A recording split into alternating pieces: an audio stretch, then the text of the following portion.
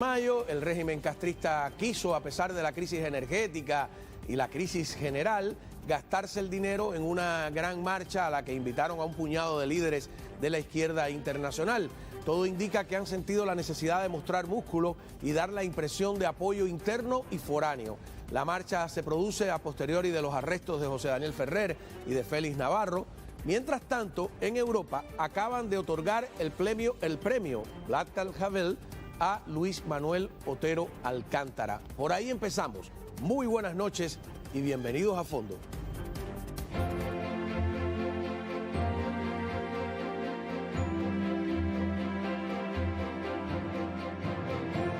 De la Fundación de Derechos Humanos en Cuba, como buen periodista sé que debe estar curioso de qué documento histórico traigo. Y lo voy a poner aquí para eso es al final del programa. Bueno, de Cuba las noticias no son como para sonreír, ¿no? Aunque hay también con el premio un poquito de respaldo a la oposición, ¿no? Claro. Pero bueno, acabamos de hacer hoy se publicó el informe mensual que hacemos sobre protestas y denuncias en Cuba de abril. Y lo que más me llamó la atención es el aumento de la represión. O sea, en febrero hubo 67 denuncias de actos represivos, el mes pasado 115 y este mes 169. O sea, este mes pasado. ¿Protestas Son protestas y denuncias. Nosotros consideramos todo porque ellos han ido cerrando todos los espacios de disensión, de protesta, de opinión. Incluso hay personas ya, varios que están acusados de propaganda. Se llama propaganda contra el orden constitucional, que es la figura que sustituye, creo, a la propaganda enemiga en el último Código Penal. Y eso puede ser de 3 a 8 años por hacerlo en las redes sociales. Te pueden echar más, te pueden echar hasta 10. Usando medios de difusión, etcétera, ¿no? Entonces, este fue un mes en el que la represión se destapó. Como vimos, el cerco a la casa de José Daniel Ferrer. También hubo un cerco al cementerio de Colón cuando varios activistas quisieron hacer una misa por el niño Damir Ortiz. A las damas de blanco, hubo más detenciones de damas de blanco y además a la líder de las damas de blanco, Berta Soler, y su esposo Ángel Moya, los detuvieron después de que ella fue, ¿te acuerdas?, al Domingo de Ramos, acompañada por el encargado de negocios de Estados Unidos en La Habana. Estuvieron varios días detenidos, después les pusieron 48 días de detención domiciliaria y ahora les están diciendo que los pueden acusar de también atentar contra el orden constitucional y la independencia y eso. ¿Sabes que yo conocí a 2 jóvenes, ahora que tú dices eso del cementerio, que estaban presos por ir a leer poemas a la tumba del poeta Emilio Bayagas, que ellos consideraban que era el verdadero precursor de la poesía afrocubana, no Nicolás Guillén, porque creo que el poema ese de María Belén Chacón es anterior a Songorocosongo, etcétera, etcétera. Y siempre me ha parecido una cosa absolutamente loca, ¿no? No hacían nada más que ir ahí a leer poemas en la tumba de Bayagas, ¿no? También en este mes pasado detuvieron a Jorge Fernández Cera, que es un escritor y humorista, y él lo que hace, junto con Alina Bárbara López y otros intelectuales, anuncian que van a hacer una protesta muda prácticamente, sentarse en un parque por la liberación de los presos políticos. Y sin embargo lo detuvieron también. Sí, es tremendo. Ahora, una de las cosas de las que acusan, yo creo que específicamente a José Daniel Ferrer, es de que se reunió con el jefe de la diplomacia norteamericana en Cuba, que no tiene rango de embajador, por ser encargado de negocios, que es Mike Hammer, ¿no? Mike Hammer, sí. Y él ha reaccionado. Adelante. Hola, soy Mike Hammer, el jefe de misión de la Embajada de los Estados Unidos en La Habana. Estoy recorriendo Cuba porque sé de mi experiencia como diplomático de más de 35 años y otra vez habiendo sido embajador en Chile y en Congo, que es muy importante para entender un país y su pueblo, de viajar y visitar todas las provincias. Entonces, pues cuando me vean por la calle, quisiera hablar con cualquier persona que quiera compartir sus perspectivas, sus ideas, y bueno, espero que tengamos una linda conversación. Entonces, nos veremos por ahí y hasta la próxima. Ahora estoy confundido, no sé si eso es algo que él hizo anteriormente o es una manera irónica de reaccionar. Bueno, él ha estado recorriendo, ha estado ahora, me dice. A entrevistarse con muchos opositores. Eso lo ha estado Como haciendo. para decir, no ha sido algo especial con José Daniel Ferrer, pero consta en la acusación por escrito, ¿eh? Claro, pero los diplomáticos cubanos aquí, y tú lo sabes porque tú has estado se pasean, se reúnen con quien quiera. Se reúnen con quien quiera. Y, o sea, una desventaja comparativa tremenda. Y no solo eso, sino que la mayoría de ellos son agentes de inteligencia y reclutan a gente como Ana Belén Montes. Claro, no, y luego se sabe que a los funcionarios del gobierno, miembros del ejército, del Buró Político, de la Asamblea Nacional, de ministros, etcétera, tienen prohibido reunirse con ningún diplomático sin un previo permiso específico del gobierno, pero que ya al ciudadano común y corriente también o sea, que lo bloqueen, pero que lo acusen como si fuera un delito que estuviera prescrito. Claro, ahí pueden decir contacto con los enemigos, pero entonces los primeros que tienen contactos es el régimen. Si no se puede tener contacto, que saque la embajada ahí, ¿no? Seguro.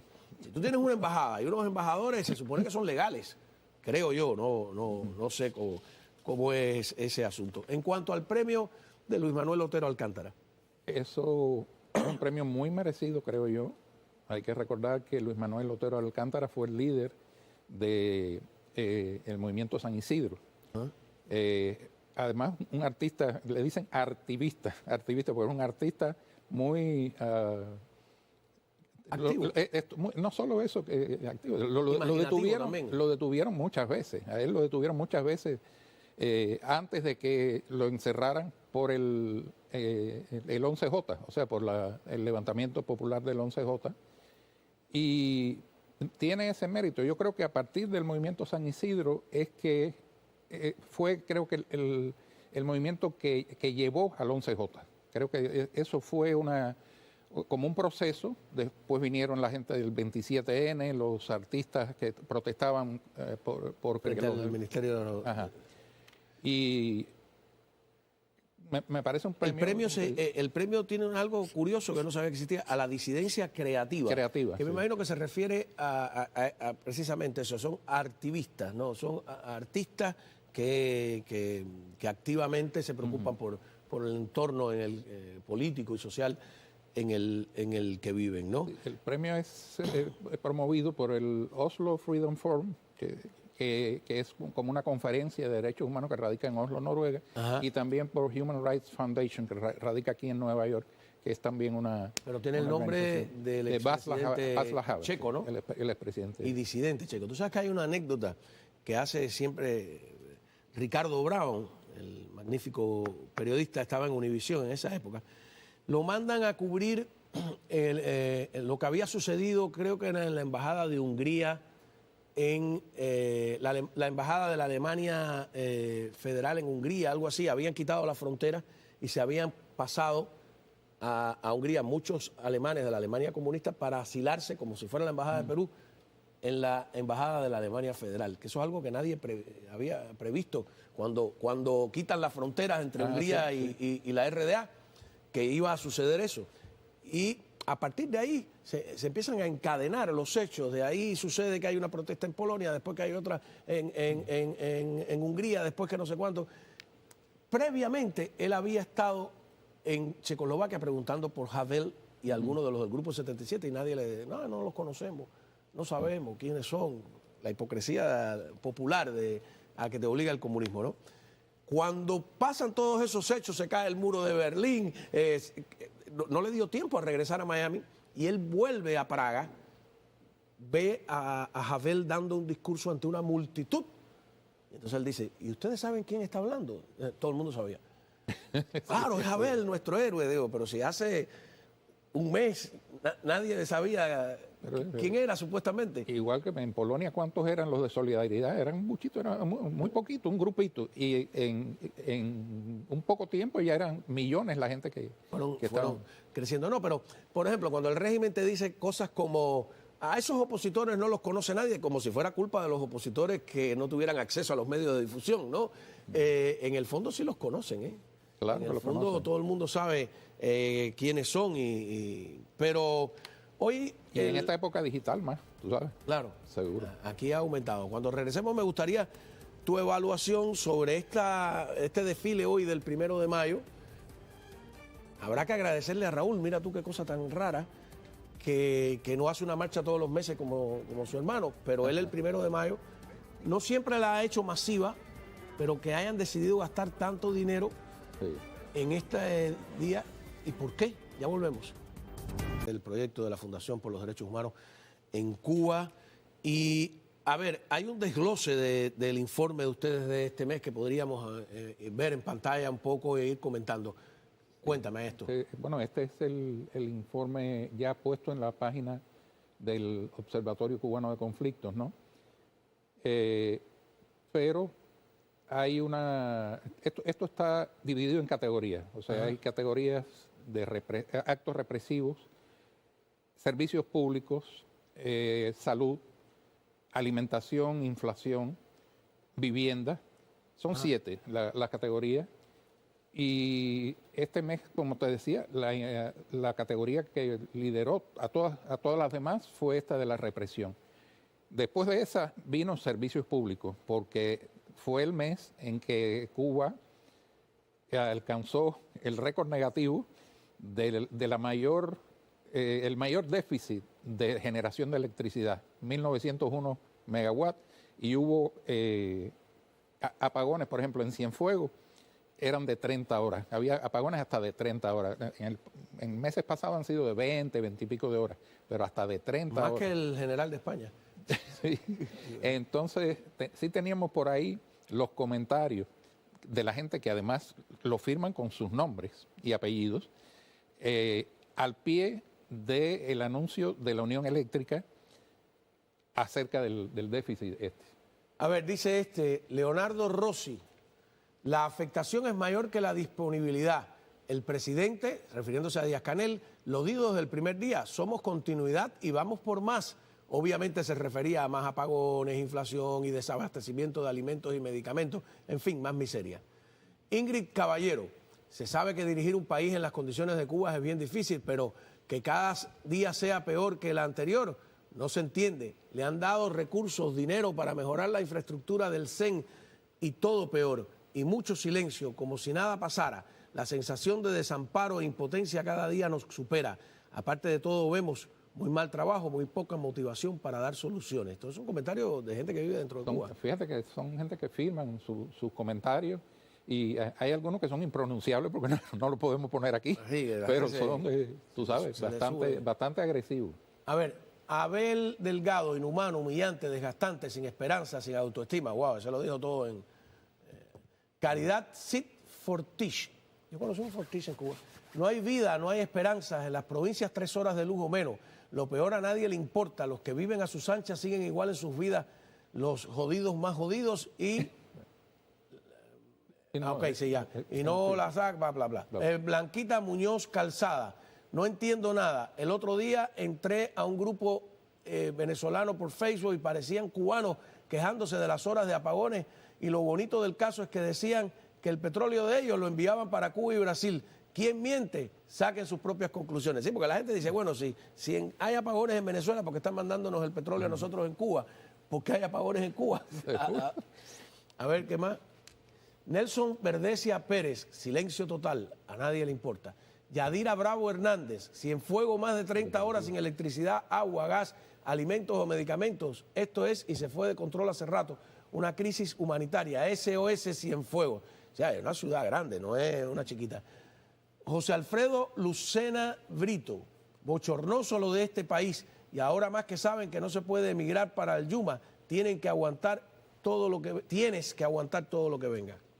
Y por ahí, o sea, son la gente ya no se calla, Juan Manuel. O sea, saben que están corriendo un riesgo porque, como te decía, la legislación la han adaptado para que no haya ningún espacio de disensión, ninguno. Y sin embargo, protestan. Cuando no te lo hacen en las redes sociales así, en comentarios incluso al pie de los sitios oficiales, le hacen declaraciones a la prensa independiente o ellos mismos escriben. Hay una serie de gente que está publicando todos los meses, como el padre Alberto Reyes de Camagüey, como el humorista, caramba, se me olvidó, Ulises Toirac, perdón. Ulises Toirac, Ulises Toirac, que están escribiendo cosas muy, muy fuertes. Y a esas les llamamos desafíos al Estado policial, porque es que realmente están desafiando a los genízaros. Que es un término que usaron contra José Daniel y contra y que lo utilizó Humberto López, ¿no? ¿Cómo se llama este señorito? Que bueno, viene del documento oficial, que él lo repite como papagayo, que la actitud tanto de uno como u otro en Matanzas o en Santiago ha sido desafiante y desafiante. O sea, a ellos no se les puede desafiar ni con el pétalo de una rosa, mientras que alardean de haber asaltado cuarteles, de haber luchado con las armas. Ni siquiera estaba, sí, él mantenía su posición política, pero lo que estaba haciendo era alimentando a la gente. Porque no doblar la cerviz, no alinearse, ellos lo ven como desafiante. Incluso no participar.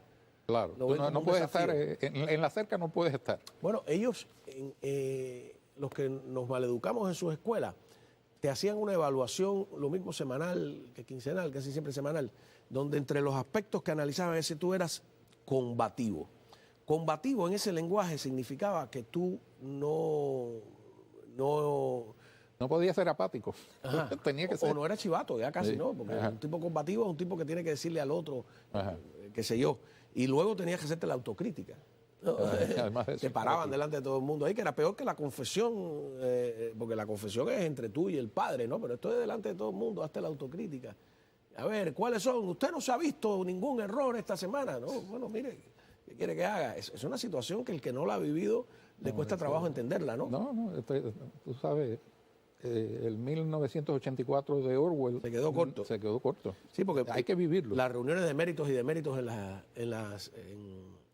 los centros de trabajo de sobre todo en la década del 70, que era su efervescencia, donde hay por ahí una película que creo que hizo no sé si es una checa que se metió en la tienda a fin de siglo y filmó una reunión donde la gente estaba fajando por un televisor, por el derecho a comprar un televisor. Sí. Y entonces se sacan todos los trapos sucios. O sea, es un sistema que saca lo peor del ser humano y no ennoblece para nada, además porque la miseria, la pobreza no ennoblece como quieren hacernos creer todo. Hoy mismo, ¿qué es lo que estaban celebrando? Porque ¿qué estaban celebrando? Los apagones, la falta de alimentos, el que los trabajadores no puedan tener libertad sindical, no pueden, no puedes tener un sindicato independiente, porque recordamos que en el 2003 uno de los grupos que fueron reprimidos y fueron llevados a prisión por 20 y pico de años fueron los sindicalistas. Entonces, tampoco puedes negociar con la administración, que eso es lo típico de un sindicato libre, ¿no? Poder negociar representar a los obreros de verdad, no ser un grupo paragubernamental, que es lo que es la CTC en Cuba. Pero aquí en los Estados Unidos hay algo que a mí me molesta, que es que han ido metiendo el 1 de mayo, que es una fecha bastante antinorteamericana. Por cierto, cuando en Estados Unidos el Día del Trabajador es el primer lunes de septiembre, es el Labor Day, no es el 1 de mayo. El 1 de mayo, revise usted su historia, es una fecha antinorteamericana por completo. Pero además, como tú dices, Carlos Marx se equivocó al creer que el capitalismo no era reformable y que había que ir obligatoriamente a la lucha violenta de clase. La clase obrera, donde ha alcanzado los mayores logros, es en el capitalismo. Y el mayor poder también. Claro, los mayores salarios, la jornada de 8 horas, donde el tiempo extra remunerado, que es el overtime, ya sea a doble pago o a pago y medio. Además de eso, las vacaciones, los ahorros como el 401k, que son los beneficios, no en todas partes. Sabemos que hay patrones y patrones, ¿no? Pero en términos generales, el patrón se ve obligado a pagarte parte del seguro social, parte del Medicare. Todos esos beneficios que tiene un trabajador en los Estados Unidos, ni soñarlo en Cuba, ni soñarlo, para nada. Además, el derecho a protestar o tener acciones de tu empresa, comprándola sencillamente si es pública en la bolsa de valores. Ahora Continuamos. Acaban de abolir el Instituto de Seguridad Social. Y para delegarlo de inseguridad social, ¿no? Sí. Vamos a una pausa, regresamos con Rolando Cartaya. Estamos hablando con Rolando Cartaya. Yo siempre recuerdo que fue el primer periodista independiente que hubo en Cuba en la década del 80, después de haber salido de la cárcel. Y también ha trabajado el tema de la lista de represores. El congresista Carlos Jiménez creo que tiene noticias sobre, no sé si es un nuevo represor, un nuevo nombre. Adelante. Bueno, soy Carlos Jiménez, congresista del estado de la Florida, y hoy averiguamos que se supone que hay un coronel, Héctor Morales, que vive en Boca Raton, que era parte del régimen de castrista, un coronel en el aparato de seguridad del estado de Cuba, que está viviendo ahora en Boca Raton. Así que le vamos a enviar ese nombre a la secretaria de la Seguridad Nacional para que lo pueda poner, investigar el nombre, a ver si es verdad que era parte de la seguridad que estaba oprimiendo su pueblo de Cuba, y si era parte de ese régimen, que entonces se debe deportar inmediatamente para Cuba. Tú sabes que a mí me invitaron, la primera vez que oigo esta declaración, a una fiesta hace años en Boca Ratón, y alguien me llamó y me dijo, oye, ¿qué tú hacías ahí? Tú sabes que en esa fiesta había un coronel, y era en Boca Ratón. Bueno, mira, me saltó ahora. Este es un teniente coronel de la seguridad del Estado que fue delegado o jefe del MININ en Morón, que tú sabes que es la parte que domina también los Cayos. ¿Este Héctor Morales? Sí, Héctor Morales.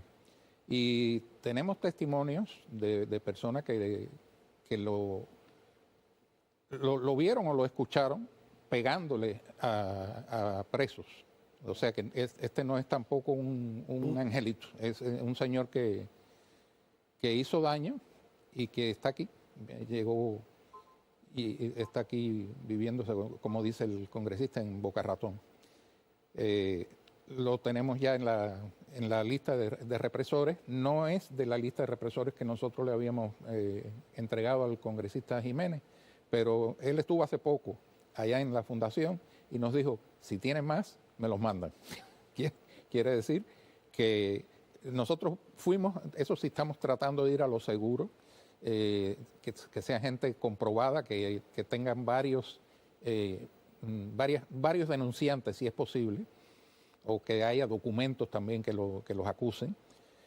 Pero la lista en este momento total de represores en Estados Unidos es de alrededor de 160. Nosotros dimos solamente 108, pero próximamente haremos la próxima entrega. En el trabajo que ustedes han hecho también se habla de la inseguridad ciudadana. En el trabajo del Observatorio Cubano de Conflictos, sí. Esto es en los últimos meses y también a lo largo de 2024 ha sido, por la cantidad de protestas y denuncias, la cuarta gran preocupación de los cubanos. Sí. El problema del ¿Cuál crimen. es la primera? La primera ha variado. A veces ha sido la alimentación, a veces los servicios públicos, por la electricidad principalmente, y como en este mes es la represión, ¿no? Pero siempre la inseguridad ha estado ranqueada ahí entre las primeras cuatro. Y están pasando cosas muy horribles en Cuba. Las madres, cuando un hijo sale, no saben si ese hijo va a regresar, porque lo mismo puede ser que tenga una bronca apuñalada, que si se va en una moto, le hagan como un video que tenemos en este informe, que es un motociclista que trae a dos pasajeros. Tú sabes que los motociclistas tratan de buscarse el dinero con eso. Trae a dos pasajeros, los dos pasajeros lo cogen, lo tiran en el piso, lo aguanta uno y el otro busca una piedra y le machaca la cabeza como 6 veces más o menos para llevarse la moto. O sea que no les basta con arrebatarle la moto, sino que además lo matan. Otro muchacho, un guantanamero, estaba en La Habana, tenía su carro y lo matan, entre otros, lo cogen, lo cortan en pedazos y después de eso meten los restos en gomas y le dan candela a las gomas. Es algo que he escuchado, visto, leído algo en Cuba, el tema de meterte dentro de gomas, y si son gomas de camiones grandes y eso, y darle candela. No sé por qué pretenden creer que van a desaparecer la Bueno, con ellos, ¿no? 15 muertos en este mes pasado por esta... Reportados. Que nos enteramos. Que nos enteramos, claro, porque esto depende de que la gente lo ponga en redes sociales o que aparezca en medios independientes. Claro. Esas son las fuentes. ¿Cuáles son las por provincia, se sabe? Por provincia siempre es La Habana, y La Habana este mes tuvo más de 352, dice. 352. Pinar del Río, ¿esos son asesinatos, muertes? No, estos son protestas en general. Estábamos hablando de... Casi siempre es La Habana y Santiago de Cuba son las que más tienen. Social. Pero mira, Matanzas estuvo en tercer lugar este mes pasado, con 60. Bueno, ahí hay mucha efervescencia popular, ¿tú sabes? ¿Matanzas? Sí, en Matanzas, sí, bastante. Vieron Es todo ese espectáculo. la patria de chica, de Félix Navarro, de Iván Hernández Carrillo, de la Burunate, las damas de blanco allí, o sea que son bastante revoltosos. En el buen sentido de la palabra. De la palabra, ¿no? Sí. Ahora, volviendo al tema de la inseguridad ciudadana, el régimen durante mucho tiempo, yo creo que todavía no tiene una sección en los noticieros ni en los periódicos de noticias de suceso, ni de crónica roja. Ellos lo consideran prensa amarilla, pero en el fondo sospecho que es para dar una sensación falsa de tranquilidad, sí, bueno, ¿no? En los últimos 2 o 3 meses le han permitido a algunos periódicos tocar algunos temas, como el de la droga. Tocaron el tema de la droga. Pero no... Ni ¿Cómo que le llaman a la droga esa? La química, el químico. El químico, y hay otra que le llaman Ambrosio. Y la de Ambrosio dice que usa anestésico de caballo. Te puedes imaginar, los videos son espantosos también de los muchachos bajo el efecto de esas drogas. Y lo peor es que los padres están atemorizados y no los denuncian por temor a que los narcotraficantes, o como se les pueda llamar, vayan a tomar una represalia contra ellos. Eso está pasando. Así que tenemos problemas de droga, de violencia. Pero ellos siempre te responden que eso pasa en todas partes. Pasa en todas partes. En Cuba, supuestamente, ellos siempre han pintado a Cuba como el país más seguro de América. Ya no está el país más seguro de América. Que le pregunten a las madres de los hijos que no han vuelto. Sí, porque algunos politólogos siempre han dicho que hay un equilibrio entre orden y libertad, que hay incluso que cree que si hay mucha libertad, pues se pierde el orden y que los gobiernos tienen que decidir. Y las dictaduras en general, de derecha, de izquierda, siempre han vendido que aquí hay orden, ¿no? Aquí no, y ni siquiera, o sea, entonces Cuba no hay ni libertad ni orden tampoco.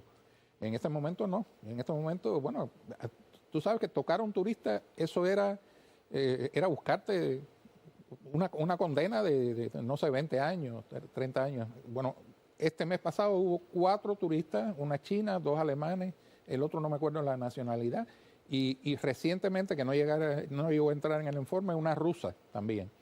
Y hoy vi un video de una muchacha a la que le arrebataron el bolso un hombre en motocicleta, en la calle Obispo, en pleno día. Eso no pasaba antes en Cuba.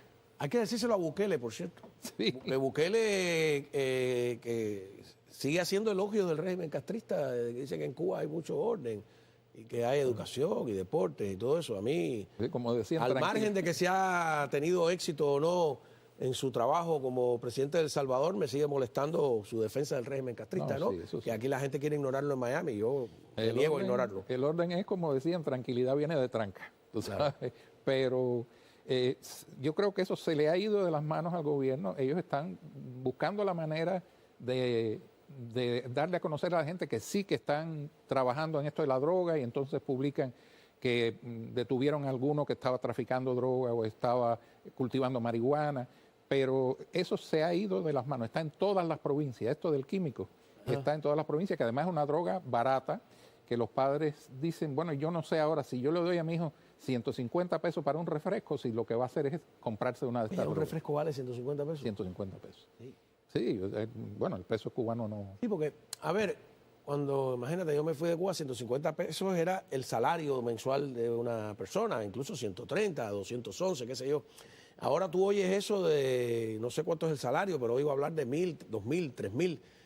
Pero eso es un reflejo de la inflación que hay en Cuba. De la inflación, claro. Sí. O sea, mientras más altas son las cifras, peor, porque entonces para comprar cualquier cosa puede valer 2.000, 3.000 pesos. Claro.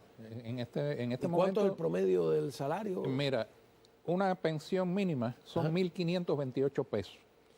Date cuenta que eso, el peso, el dólar, el cambio del dólar ha estado como en 330 más o menos. Quiere decir que son alrededor de $5. Es lo que gana un pensionado. Con eso no te puedes comprar un cartón de huevos, por ejemplo. El cartón de huevos puede llegar a los 3.000 pesos. Y hace años ellos, porque ellos al principio regalaron las casas, pero después empezaron a cobrarlas. O sea, la gente tiene que pagar igual agua, alquiler, electricidad y esas cosas. Sí. Sí, incluso si no tienes luz, eso no importa, tienes que pagar. Sí, aunque no, no te rebajan el tiempo de apagón. No, nada de eso. No rebajan el tiempo No, eso es aquí. Y además ese mal lenguaje que dan por la libreta, no dan nada, te dan el permiso a comprarlo. Si no tienes dinero, aunque te toque por la libreta, no lo puedes comprar. Eso es algo que... Y eso de la libreta ha ido reduciéndose. Lo que le dan a la gente generalmente es un poco de arroz, 2 o 3 libras de arroz, o 2 o 3 libras de azúcar. Sí, el derecho le dan derecho a comprar eso.